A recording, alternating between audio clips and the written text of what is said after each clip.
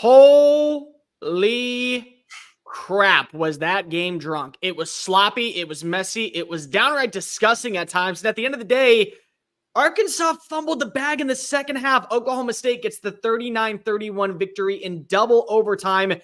And we got to react to it. So welcome on into the SEC Unfiltered Postgame Show. He's Dave Shumate. I'm Cole Thompson, breaking down everything that we saw at Boone Pickens Stadium. Make sure that you hit subscribe because this is your number one home for all things SEC. Download the podcast version of the show wherever you get your podcast listening systems. Make sure you're following us on the social channels, TikTok, Facebook, Instagram, Twitter, at SEC Unfiltered. Follow him on Twitter at Mock10 Sports. Follow me on Twitter at Mr. Cole Thompson. And make sure that you keep up with all of our great work found at SECUnfiltered.com. This episode is brought to you by Game Time. Download the Game Time app and use the promo code SECU for 20% off your first purchase.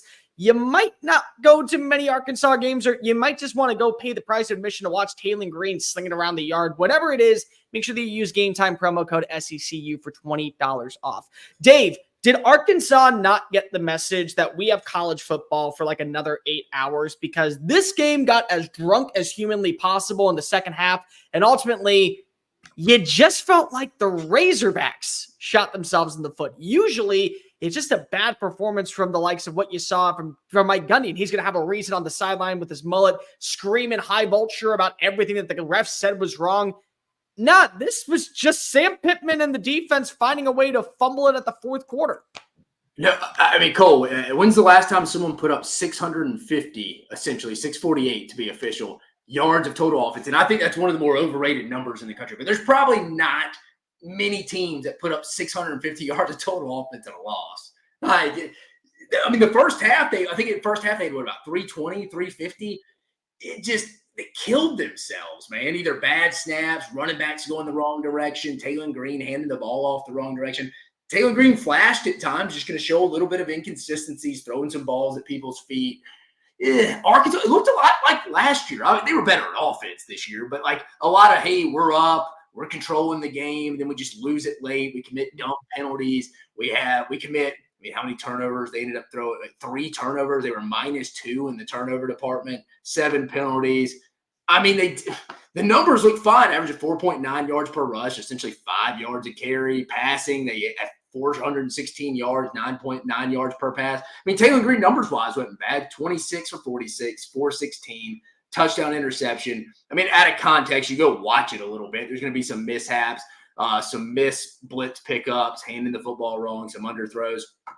I don't know. It just felt like whenever Arkansas needed a play in the second half, I'm talking specifically the second half, they just couldn't get it done. Even defensively, there'd be an interference call or something. It's just whenever they needed it, or it just couldn't happen. Like even the pick 6 in the first half, that was the only thing that couldn't have happened. I mean, credit to Travis Williams and that DC. They pitched a donut. They pitched a big 0 in the first half.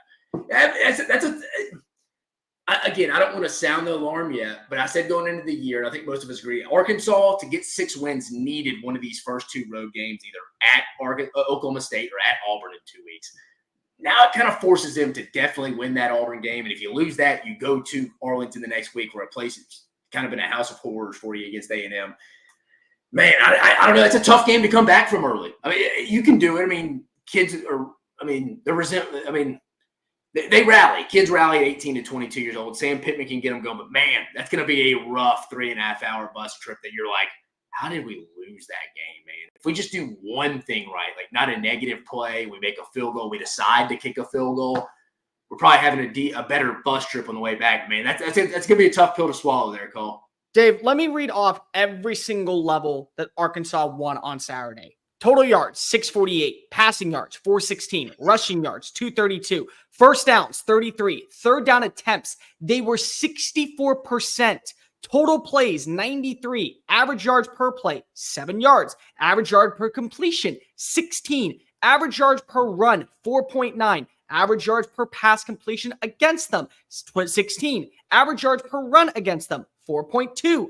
Average sacks, 5.9. Red zone efficiency, 75%. Time of possession, 36-14. Turnovers, 2. Fumbles, 4. Tackles for losses, 3.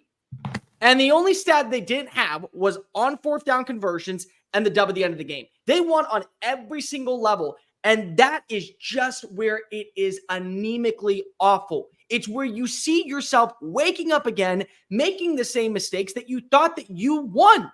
You thought that you changed. Taylen Green has got to be the most electrifying player with the ball in his hands in the SEC. For the first 2 weeks, night and day difference from quarterback. And you're watching as this relationship with him and Vi Petrino seems to be blossoming into something really consistent, something that is really withstanding, and could be a reason why you stay in games.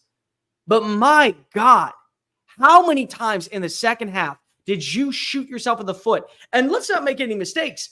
Oklahoma State at the same time, they should have had multiple leads, and they shot themselves in the foot, primarily in the red zone with careless penalties. But this was not a game where if you're Arkansas, you're saying, oh, we lost to a better team. We lost to a better opponent. And I had Oklahoma State winning. I took Arkansas with the points at 9.5. I thought that was an egregious line, regardless of who it was. But I thought Arkansas was going to find a way to fumble the bag in the fourth quarter. Lo and behold, they did. You did not lose to Oklahoma State. You lost to yourself. You look in the mirror when you go ahead and you do the point, but make sure that finger is directed right back at you, because the only person to blame is the actual inability to close out with 15 minutes. And also, I'm just going to be completely honest when it comes to this one. If you're Sam Pittman, you just kind of showed your card about how much you trust your kicker. How badly you don't trust your kicker. That fourth down call, that to me is where you just kind of wave the white flag. Oh, if we're in this side of a level, we can't kick it. We can't kick it. More games are won than they are lost. In week two. Week two, you show it. More games are won than they're lost. Arkansas proved that today. Yeah, I mean, that is a tough bus trip back. You got to think Arkansas, just a few plays here and there. Man, it's just a sloppy second half. Just an overall just sloppy second half. But again, yeah, I mean, it seemed like the same stuff they did last year. They get to LSU, they had leads. Ole Miss, they were up with like 8 minutes left in the game. Alabama, they had a chance to go win the game. I mean, if you're an Arkansas fan, the last 2 years, you've had some cardiac losses, not even wins. Like, you get the nickname sometimes people say, the cardiac kids. I mean, they're the cardiac kids, but it's always bad. Like, at this point, it's kind of becoming your culture. Like, we don't win close games. It's a little bit becoming that. I mean, I don't know what else to say. You read the stat line for Arkansas. I mean, they did everything they could, but they had some critical mistakes and just could not get off the field when they needed it, committed pass interference penalties. It was just crapping down your leg, man, for lack of a better term, my coach would always say. Dave, there was a fumble. There was a muff punt. There was a missed field goal. There was a bad snap. There was blocking assignments that were terrible on fourth down. There was blown coverages. And that was in the second half of a game. Literally, there are people who are sitting in their rockers back in the state that are having heart attacks, and they have to have the CPR delivered to them. And you're having all these ambulances going out because of how bad of a performance it was. The heart attack hogs is 100% correct. That's how you describe them, because they keep you on your seat. What I will say is, this type of game is the one of where you fall in love with college football, where it's a back and forth battle. It's messy. It's nonchalant. You don't really know how it's going to come to an end, but you're just enjoying yourself because of you are absolutely captivated. Like, you're turning the television off. Everyone was talking about this. The primetime game of today was Michigan versus Texas. And if you have double screen, you're turning that one off to head down to Boone Pickens Stadium to watch this game. And how often would you say, with the helmet matchup of the decade, you're absolutely going to be paying attention to Arkansas versus Oklahoma State? It's the beauty of college football. It's why you love it. But oh my God. I mean, I don't want to be all doom and gloom. I don't want to do that, because there is a lot to like about Arkansas in terms of where they have improved from last year. Yeah, they're definitely, to be fair, taking away the loss, you're right, Cole. They are an improved football team, and I think that Auburn-Arkansas game could be interesting in 2 weeks. I think Arkansas is going to have a little bit of, they can bounce back. They get UAB next week. They go to Auburn. I think they'll have a little – they'll be backed into a wall, a little bit like a backed-up dog that feels like – we used to say that all the time. It's like, dude, we're going into their house, and they feel like they have to win a game. Like, we went to Louisville one year, and they were coming off a loss to Ole Miss. It was like, dude, they had to win this game. You had a scared dog backed in the corner. They're willing to do anything. If I'm Auburn, I'd kind of rather want Arkansas to win that game. It ain't that big of a deal overall, but Arkansas is not going to have a lot to lose go to that Auburn game, but they're going to have to win it. They don't have a lot to lose, but they do, because you start 2-2, that A&M game that next week.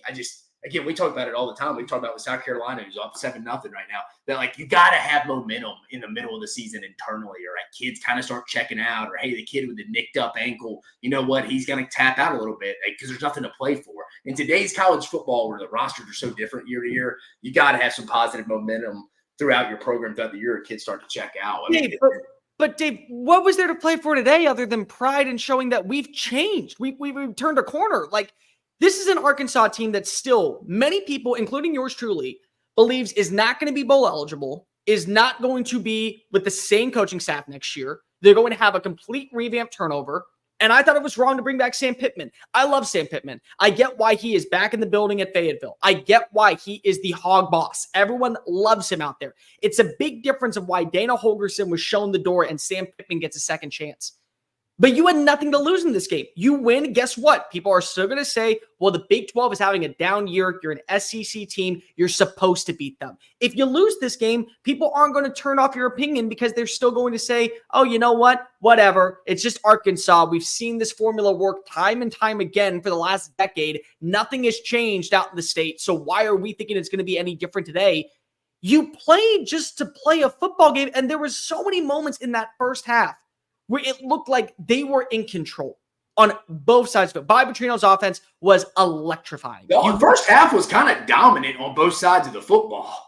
But it was stupid mistake after stupid mistake in the final 30 minutes. It's why football. Well, I'll tell you, I thought the game was over. I think we were texting when he muffed that punt. That was it. I was like, dude, that's the momentum. As you know just as well as I do, college football momentum's like no other momentum because you're dealing with 18 to 22-year-old kids. Hell, you cover an NFL team. I think you probably agree. College momentum, like turnovers like that, is bigger than the NFL, in my opinion, when you watch the NFL game. I don't believe in home field environment being a major atmosphere, especially after last week with Texas A&M and Florida. But what I will say is Boone Pickens Stadium is a difficult place to play in the Big 12. I've talked to so many people in that college sideline. We came there one time, dude. It's tight. Yeah, and so, the tightest sideline I've ever been on. But Dave, I'm going to tell you these stats, and you tell me, who did you think was the 16th ranked team? Taylen Green of 416 yards. Alan Bowman, 326 with a disgusting interception and an average of 6.2 yards per play. Jaquindon Jackson, 24 carries, 149 yards, 3 tutties. Ollie Gordon, 49 total yards. The Doak Walker Award-winning Ollie Gordon. Andrew Armstrong, 10 catches, 164 yards, average 16.4 yards per play. Brennan Presley, 9 catches, 91 yards. Everything says offensively, Arkansas was the better team. This was not a game. I was more impressed. You made me say, hey, Dave, despite who won, obviously in overtime loss or splitting hairs, who were you more impressed with? I'd say Arkansas. Yeah. But again, that's why I'm saying that, yes, I'm happy because I win both bets today where I said straight up Oklahoma State was going to win, but also I said that Arkansas was going to beat the 9.5-point spread. And I said Ollie Gordon in the fourth quarter, it was in double overtime, was going to get that game-changing touchdown. So minus literally the fact that I went to double overtime, I called this perfectly. But still, the team you're more impressed with is not Oklahoma State. They feel like a roster that now you got to win the Big 12 for you to get into the college football playoff. There's not going to be 2 teams from that conference being represented. Where Arkansas, it just felt like, no, you were good. You were very good. You just decided to shoot yourself in the foot the second half and constantly. But let's also go ahead and give a little bit of credit here.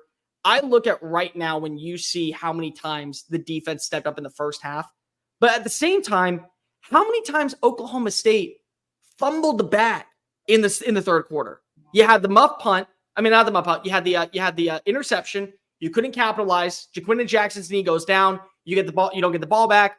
But then the second half, you get the punt. You're inside the red zone. You get called for an illegal block. False start. Now, instead of being at the 8-yard line, you're at the 38-yard line. You got to settle for a 3-point play. Then you get the false start, and then you get the pass interference offensively. All right, back to you. Now it's another field goal. So there were so many times where it just felt sloppy by both ends, but the ones that were more detrimental to the game and the ultimate success and outcome came from Arkansas in the second half. That's really what it came down to for my money. Yeah, I mean, I don't think Arkansas could have played a worse second half, really. They didn't really even get it going offensively. It was almost a tale of 2 halves for them, not stealing a line from the former Alabama basketball coach Avery Johnson. I feel like that was always a classic post-game quote from him. But it really felt like it was a tale of 2 halves. It was just Arkansas came out there and dominated the first half. Probably should have been up more. honestly. And then just second half, couldn't do anything right. But like I said earlier, so once he fumbled that punt, once Isaiah Sakina fumbled that punt, I was like, that's it. That's it. I mean, Oklahoma State's going to win this game. But I mean, Dave, let's just go through the first half real fast. Turnover on downs, punt, Arkansas touchdown, punt, Arkansas touchdown, punt, interception, return for a touchdown for Oklahoma State. Turnover on downs, punt, interception, back ball. You're up 21-7. Now let's look at the second half. Punt, field goal, fumble, field goal, miss field goal, fumble, touchdown back because if you get the muff punt, turnover on downs, touchdown, field goal, end of game, go to overtime, miss field goal, touchdown, fourth down stop. I mean, it's literally a night and day difference. It is. That's what it is. Flipping the entire movie script.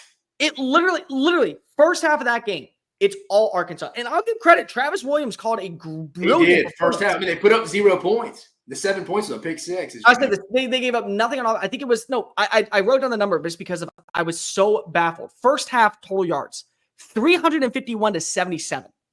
First downs just dominating. No, first downs 13-3. It was domination. It was straight up. That's the version of Arkansas that gives you hope. That's the version of Arkansas that we saw back in 2011 that was the number 5 team in the country that felt like with Bobby Petrino as their head coach, they were going to be a physical force in the SEC moving forward. That's what I felt like in the first half. I did. And honestly, that's I think how a lot of Arkansas fans felt. They saw life in their offense. They saw this thing called hope. We haven't had that for years out at Donald Razorback Stadium. We haven't seen it for years. And the crazy part is they're going to be in every game. Like the thing that I'll take away is that it's basically like playing Madden with Taylen Green.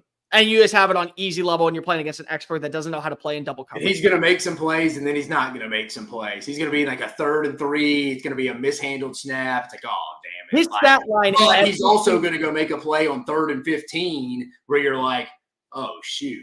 Like, it kind of reminds me not to put it's the low hanging fruit, but it does remind you of Matt Jones in Arkansas. He's like deceptively fast with how long his strides are. Like, and he's like faster than you think getting to the edge. But no, that's what he kind of reminds me of. Kind of has a Kellen Mond body type, and obviously not as thick as Matt Jones, but that's who he kind of reminds me of as a quarterback. Better passer to an extent, but his balls are so inconsistent. But he's the kid we're going to be talking about. If Arkansas can keep him, either he'll be a hot commodity in the transfer portal or we'll see him. He'll be a top 3 to 4 quarterback probably going in the league next year if he's still at Arkansas.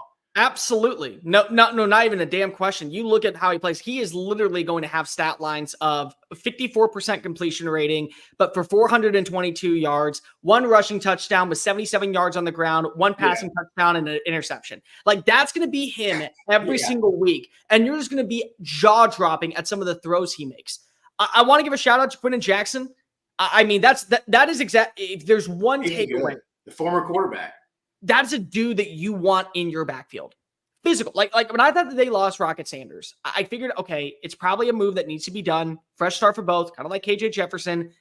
But I did not think that Quinton Jackson would be the running back we would be talking about that had some bit of the Hog Nation behind him. I thought it was going to be out in South Carolina. Rocket Sanders, he's back fully healthy. Watch him fly down the field. Quinton Jackson is a bully.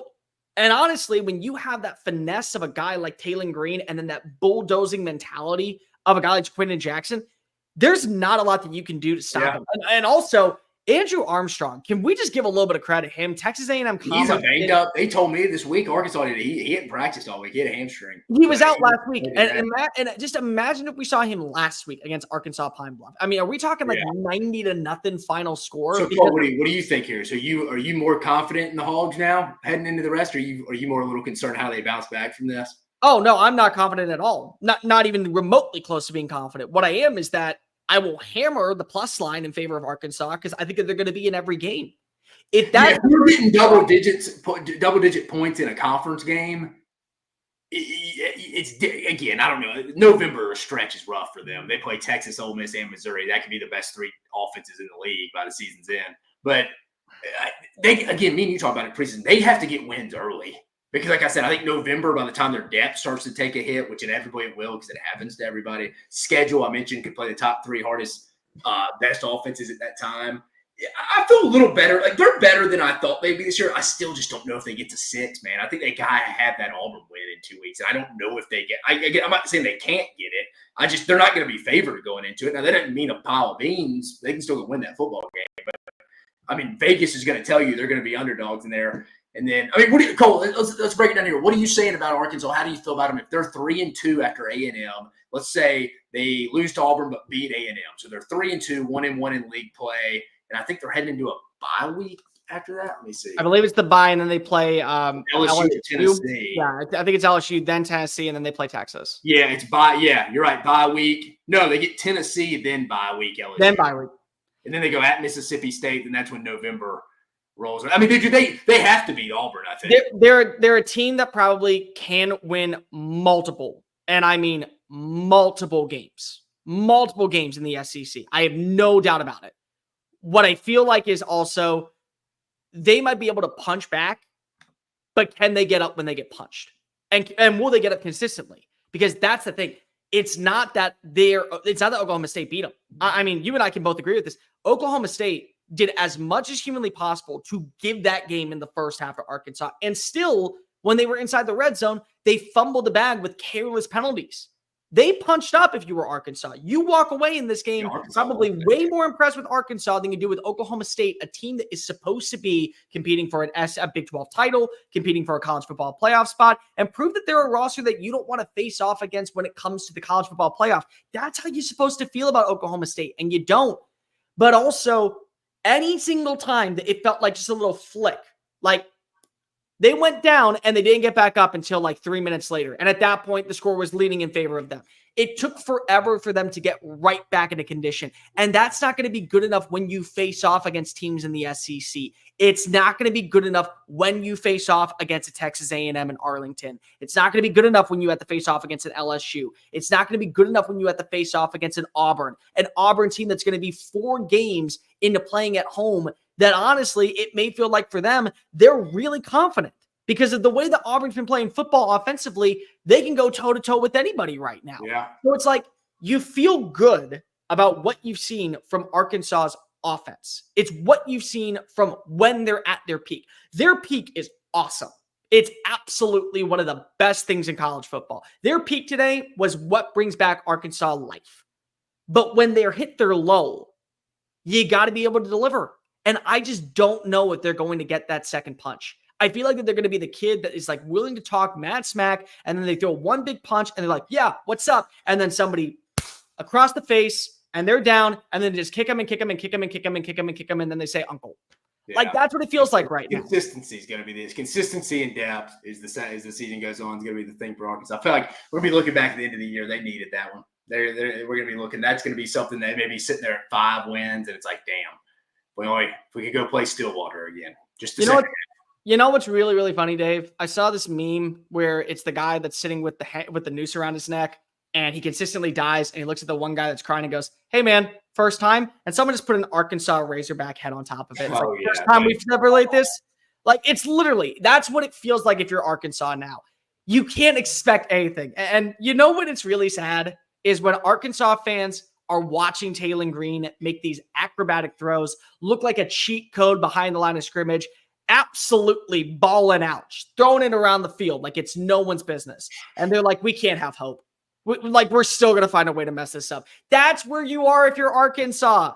But if you're a college football fan, let's just say this. It's going to be hard to beat this level of excitement in a game. Was it perfect? No. Was it absolutely a shit show for most of the game? Yes. Were there moments where it got drunk? Yep. Was it sloppy at the end? Absolutely. But this is why you fall in love with football. This is why you sit on your couch for 12 hours on Saturdays to see the unexpected actually unfold, comebacks come back, and actually see losses become wins and wins become losses. That is exactly what you got at Boone's Pickens Stadium. One team is sitting at 2-0. The other team is sitting at 1-1. And honestly, when you look at the other team, they look like the better team. They did not lose on Saturday to a Big 12 roster.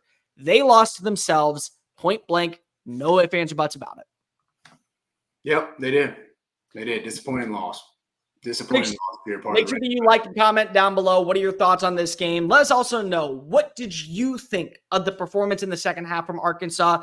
Is Sam Pittman able to come back from this performance? And do us all a favor, make sure that you hit subscribe because we're doing live post-game shows all throughout the night after Kentucky and South Carolina, after NC State and Tennessee. Who knows? Maybe if it's a bad action game out in Tempe, SEC After Dark, SEC Unfiltered After Dark. We'll play that one by ear, but like, rate, review, subscribe. Make sure you're following us on all the social media channels at SEC Unfiltered. Follow Dave on Twitter at Mach10 Sports. Follow me on Twitter at Mr. Cole Thompson. Make sure that also you download the podcast version of the show, leave a 5-star review, and also make sure that you check out all of our great work found at secunfiltered.com. For Dave Shumate, I'm Cole Thompson. Hog Nation, I'm sorry that you've been here again. Peace.